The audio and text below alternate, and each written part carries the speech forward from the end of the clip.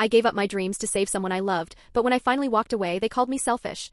Now they want me back, and I can't decide if that's justice or punishment.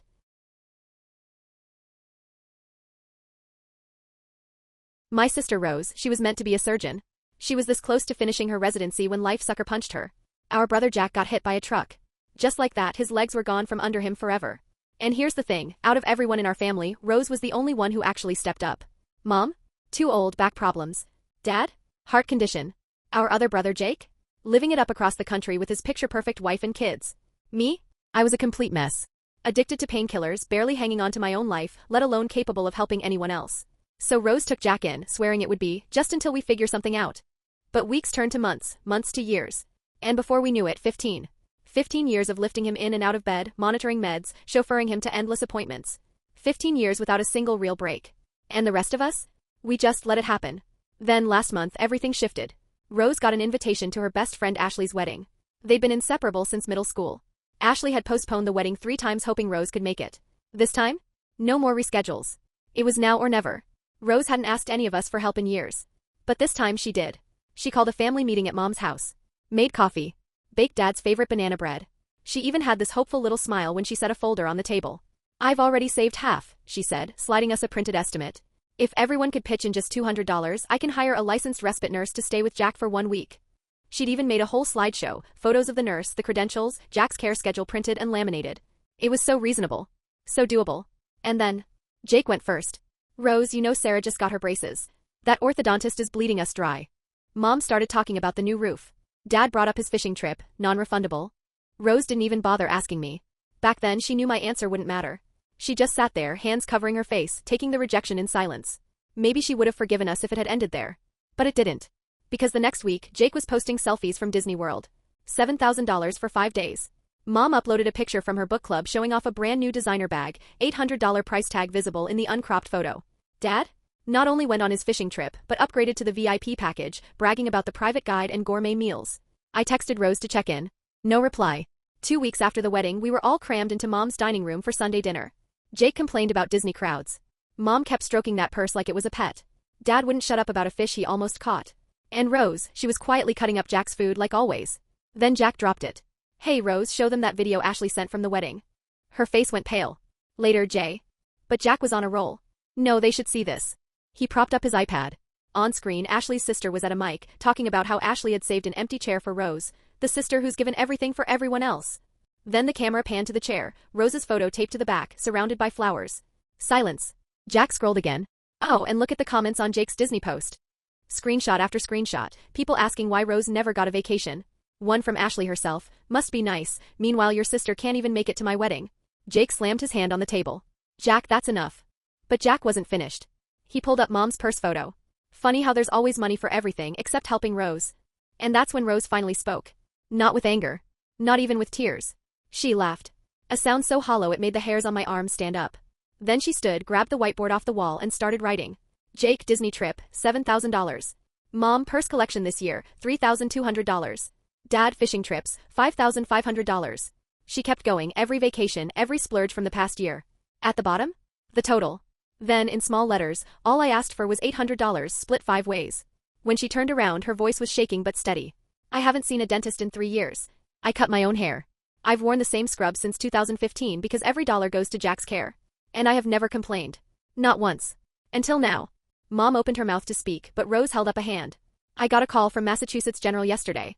My old attending pulled strings to hold a position for me if I want it. Chaos. Everyone shouting at once. What about Jack? You can't just walk away. This is your responsibility. And then Rose smiled, a real smile this time. She reached into her bag and slid a letter with the Mass General logo across the table. I already accepted. I start in 3 weeks. Jake shot out of his chair, red-faced, yelling about abandonment. Rose calmly pulled a thick binder from under the table. She opened it to 15 years' worth of color-coded charts. Blue dots, Jake's visits. Only 12. Red, Mom and Dad's help, about 2 hours a month. Green, financial contributions, empty except for Jack's disability checks. She flipped page after page, calling out specific dates. January 3rd, Jake promised weekend care but went skiing instead. February 15th, Mom skipped Jack's bath to go shopping. March 22nd, Dad missed therapy for golf. By the time she shut the folder, no one was making eye contact.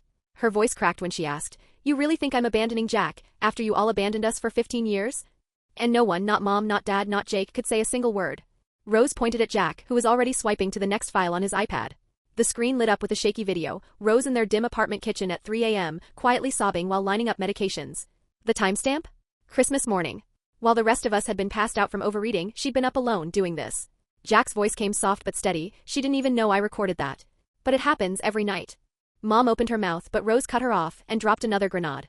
Mass General is offering me $300,000 a year, she said, pulling out her bank statements and laying them flat on the table. Right now? I make zero. I live off Jack's disability checks. Dad's face went red as he shot to his feet, shouting something about family taking care of family. Rose let out that same hollow laugh and fired right back. Oh really? Who took out loans for Jack's van? Who maxed every credit card for his wheelchair? Who learned physical therapy when insurance wouldn't cover it? That's when Jake's wife Sarah finally spoke. She'd been silent in the corner all night until now. Jake, show them our bank statements. Jake froze. But Sarah already had her phone out. She announced that the Disney trip money came straight from her late mother's inheritance. Money meant for emergencies. Her eyes brimmed with tears. We could have helped her, Jake. But you told me she chose this life and just wanted to be a martyr. Jake turned on her instantly, voice sharp, accusing her of not understanding family dynamics. Sarah got louder. I understand perfectly. Rose gave up everything. You? You gave up nothing. Before Jake could answer, Jack calmly unlocked his tablet again. This time, he opened a folder labeled with dates, stretching back over a year. One by one, he played videos. Rose crying in the bathroom after mom canceled on babysitting for a job interview. Jake on FaceTime telling her she was being dramatic about needing help. Dad's voice on a recording saying, she chose this life, she can't complain now. Jack's eyes met each of ours while the clips played. He said he'd planned to use them to guilt us, but Rose never broke down enough to make it worth showing. Until tonight. Rose walked over and put a hand on his shoulder. Her voice dropped low, but everyone heard her. Delete them all. She told him the truth. If we helped now, it would only be because we had to, not because we wanted to. And she was done proving she deserved support. Mom started crying. Dad stared at the floor. Sarah grabbed her purse and left with the kids. 3 days later, I showed up at Rose and Jack's apartment for my first training session. Their living room wasn't a living room anymore, it was a mini hospital. Hospital bed. Ceiling-mounted Hoyer lift. Shelves stacked with neatly labeled meds. Rose didn't even look at me while she explained each piece of equipment. The lift for transferring Jack from bed to wheelchair. The taped-up medication schedule, 20 different pills at exact times. Catheter care. Physical therapy exercises. Her movements were mechanical, like she could do them blindfolded. She even knew Jack's coffee had to be at exactly 7:15 a.m., not a minute early, not a minute late, because the timing affected his meds and his mood. 15 years of memorizing every single detail of another person's life, right there in front of me. The next day, Jake rolled in 45 minutes late for his training. Complained about how complicated it was. Asked why we couldn't just hire someone. Rose pulled up a spreadsheet on her laptop. Professional care, $4,000 a month, $48,000 a year. Who's paying that? She asked. Jake muttered something about cheaper options. Rose calmly explained even the cheapest home aide qualified for Jack's needs cost $25 an hour. 1 week into training, Mom called an emergency meeting. She claimed her back couldn't handle lifting Jack anymore, even with the lift system. Dad nodded, saying his heart condition meant no strenuous activity. Rose's smile turned razor-sharp. Interesting, she said, how your back worked fine for that outlet mall trip yesterday. 6 shopping bags, Mom. And Dad? Your heart handled 18 holes of golf this morning just fine. Mom stammered that it's different. Rose just kept smiling. Jake's phone rang. Sarah. He ignored it. She called again. When he answered, we could all hear her yelling from the other end. She'd moved back to her mother's house the day after our last dinner. Jake hung up and accused Rose of destroying his marriage. Rose pulled out her phone and showed 3 years' worth of texts from Sarah. Messages begging Jake to help his sister. Offering to watch Jack herself. Screenshots of Jake's replies calling Rose manipulative and saying Sarah didn't understand family dynamics. And then Rose snapped. She screamed. Her voice shook the air as she listed everything she'd sacrificed. Her career, her 20s, her 30s, the chance to have kids, her health, her relationships, her dreams. All of it. Gone. And you can't give up 1 golf game? 1 shopping trip? 1 Disney vacation? Her voice cracked on Disney. That's when Jack wheeled forward, placing himself between Rose and the rest of us. He told her to take the Mass General job, not in 2 weeks. Now. Rose started to protest about his care. Jack cut her off. We'll figure it out. Or we won't. But you're done sacrificing for everyone. She looked at him for a long moment, and then walked out of the room. I followed her to the bedroom. She was pulling clothes from her closet, folding her old scrubs into a suitcase. She called Mass General while I helped her pack. Her entire wardrobe fit into 2 suitcases. Everything else over the years had gone to Jack, special mattresses, medical supplies, apartment modifications. 2 days later, I stood on the porch as she dragged those suitcases to the curb. Mom was in the doorway crying, begging her not to leave us alone with this. Rose looked at her with those empty eyes. Watch me. She hugged Jack, whispered something that made him smile through his tears. The Uber driver loaded her bags. Jake started panicking about the evening care schedule. We just stood there, frozen, as Rose's car pulled away. And for the first time in 15 years she was gone. That first night without Rose I tried to move Jack from his wheelchair to the bed. 3 tries. My arms were burning. My back felt like it was splitting in two. And twice I almost dropped him. When I finally got him settled, Jack told me almost casually that Rose had thrown her back out 4 different times over the years. And she never told anyone. Later, while I was sorting through his medications, I found this little beat-up notebook shoved behind the pill bottles. The cover was frayed, pages curled from years of use. Jack saw me holding it. "Read it," he said. "She'd want you to know." The first page was dated 15 years ago. Just one line. Day 1. I can do this for a few months until we figure something out. Every page after that was a slow bleed of everything she gave up. The surgical fellowship she turned down. The man she stopped seeing because he wanted her to move to Boston. One entry from 3 years ago stopped me cold. Sarah, Jake's wife, had offered to pay for professional care. But Jake told her Rose would be offended by charity. Rose wrote that she cried for 3 hours after they left that day. A week after she was gone, it was already unraveling. Jake kept missing his shifts, always work emergencies. Mom's back went out after one transfer. Dad, without asking anyone, hired a day nurse, and then complained about the $800 a day bill. I was covering everyone's missed shifts and barely keeping my own job afloat. Then Jack's seizure meds ran out. I called the pharmacy, only to find out Rose had always handled the insurance pre-approvals. 6 hours. 6 hours of calls, forms, transfers. The pharmacist even asked if Rose was okay, said she usually picked everything up herself. Sarah stopped by with stuff for her kids and, in passing, told me how Rose had always scheduled visits for Jack's good days, when his pain was under control. Jake never knew. Rose tracked his pain cycles on a calendar so the kids wouldn't see him at his worst. That night, Jack seized. My fault. I'd given his evening meds late and without food. The paramedics recognized the address instantly. Asked where Rose was, said she always had his medical history printed and ready. Riding in the ambulance, I realized she'd probably done this dozens of times. Alone. At the hospital, the doctor looked at Jack's med schedule and asked who'd been managing it. It was completely wrong. We all pointed fingers until Jake finally said it. Rose left because we drove her away. A social worker who'd been standing nearby pulled me aside. Said she'd been working with Rose for 5 years. Asked if I knew Rose was pre-diabetic from stress. I didn't. Then she mentioned the anxiety meds. The mammogram she hadn't had in 4 years because she couldn't leave Jack alone. She showed me Rose's medical records, ones Rose had authorized them to share for Jack's care.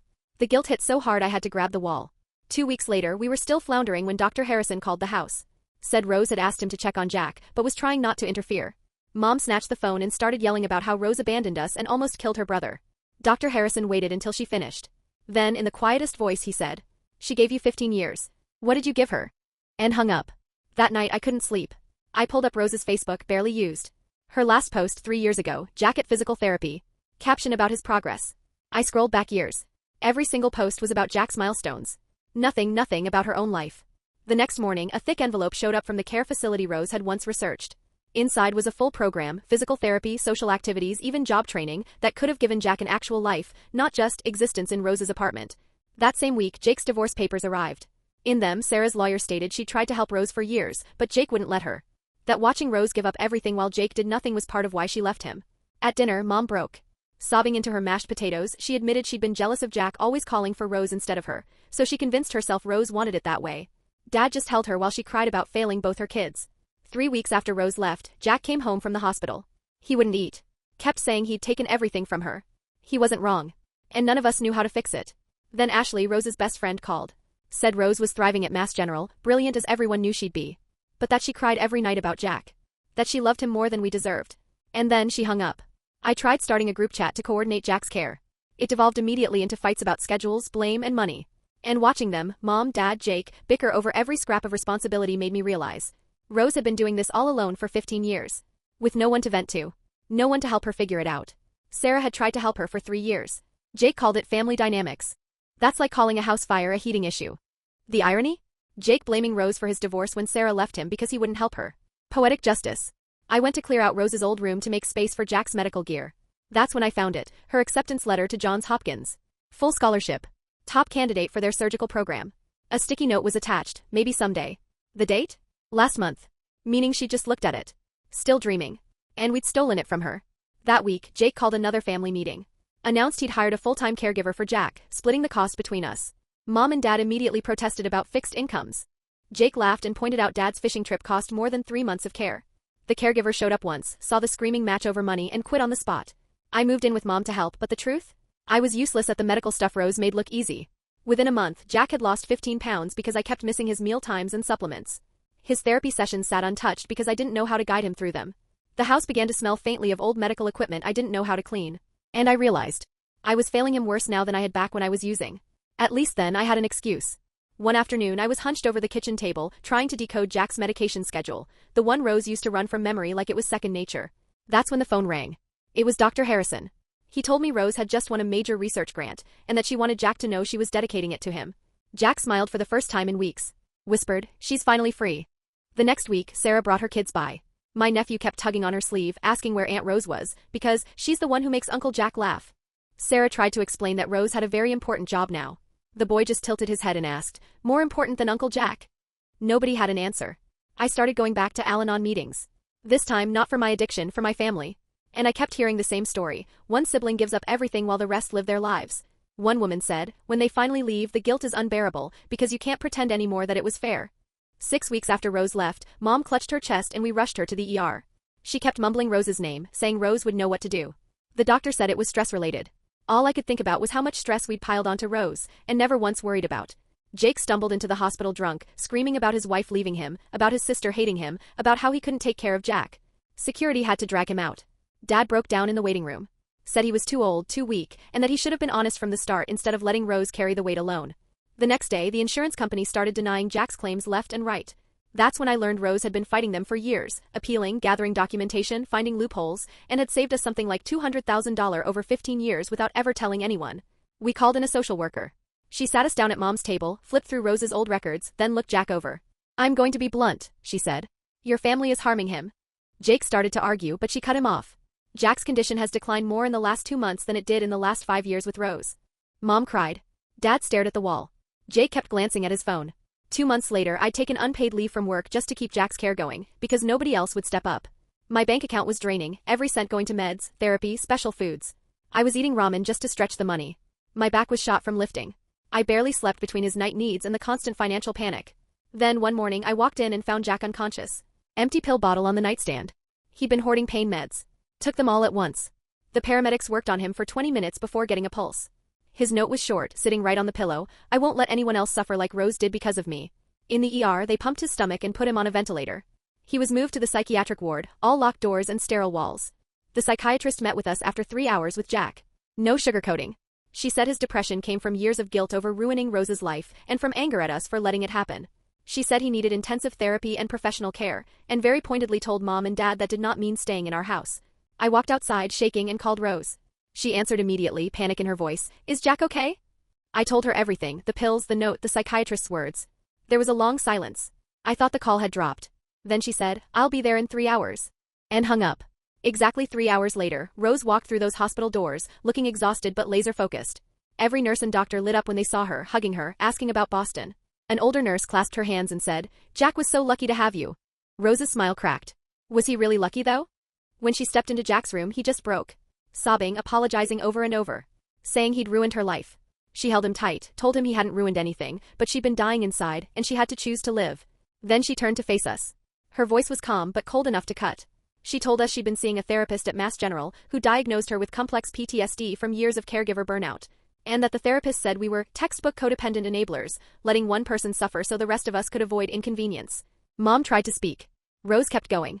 She pulled a folder from her bag.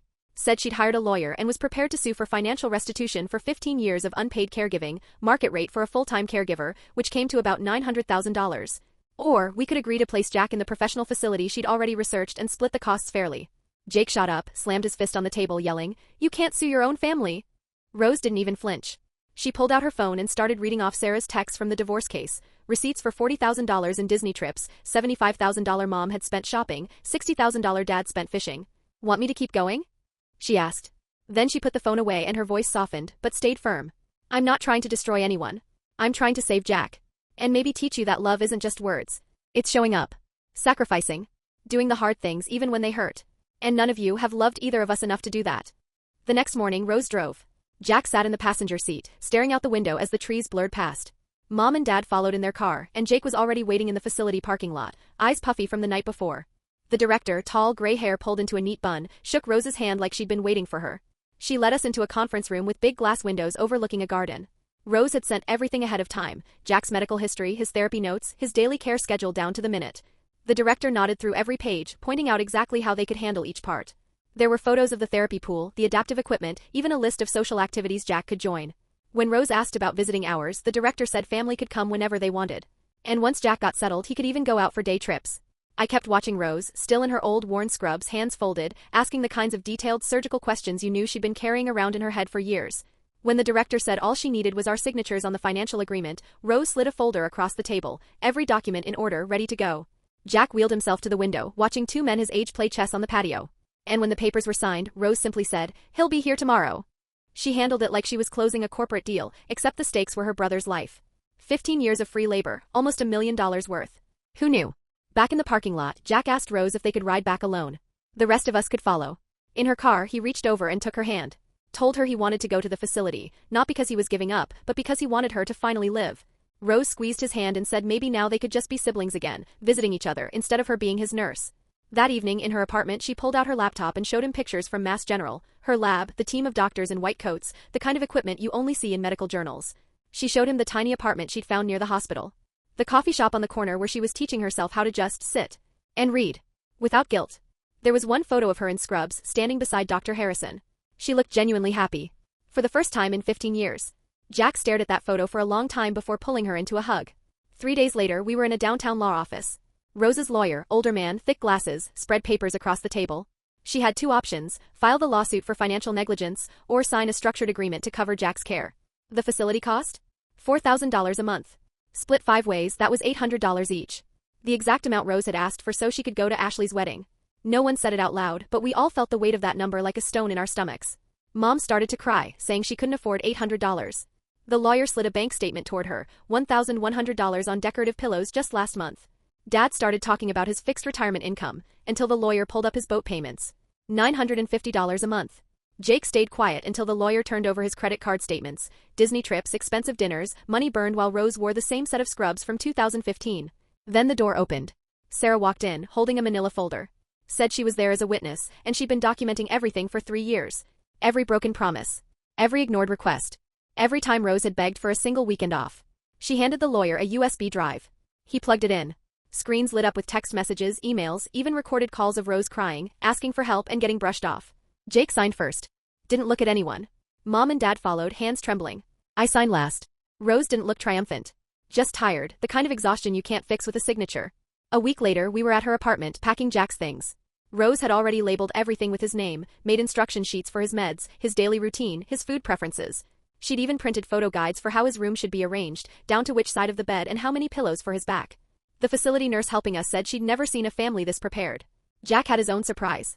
He handed Rose a photo album he'd been making secretly for years. Inside, hundreds of photos. Rose sleeping in hospital chairs during his surgeries. Studying medical journals during his therapy sessions. Celebrating the tiniest milestones, a flicker of movement in his fingers, a smile after a hard day. At the bottom of each picture, he'd written what she'd given up to be there. He told her she was never just his caregiver. She was his hero. By the time we got to the facility, Rose's eyes were still red from crying. They showed us Jack's room, big windows, garden views, adaptive tech built into the walls. He could control the lights, the TV, even the blinds from bed. Down the hall was a therapy pool with warm water and special lifts. A gym designed for wheelchairs. Jack rolled to the window, watching other residents play cards. I could have been here years ago, he said softly. Rose nodded. We both could have had different lives. But at least we're starting now. On the way out, Mom kept trying to touch Rose's arm. Rose stayed just out of reach, until the parking lot where Mom finally caught up and tried to hug her. Rose stepped back. She looked Mom dead in the eye. I need time. Maybe a lot of time. Because you weren't just absent. You were cruel. You watched me disappear and felt relieved it wasn't you. Mom's face broke. Her arms fell. Her mouth opened, but there was nothing left to say. Rose got in her car. Started the engine. And we stood there in the cold October wind as she drove away.